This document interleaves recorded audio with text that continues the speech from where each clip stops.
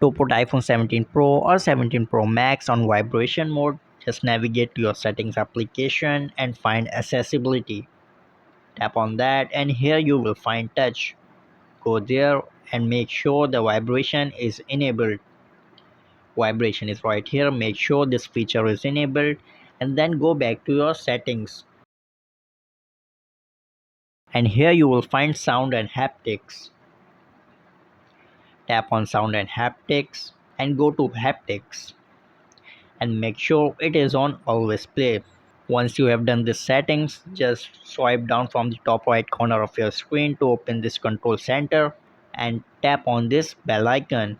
The silent mode is activated, which means your iPhone is on vibrate mode. You can also enable silent mode. Just hold the action button for a second and the silent mode will be activated, which means your mobile phone is on vibration mode. So that's it for this video. If this video helps, subscribe.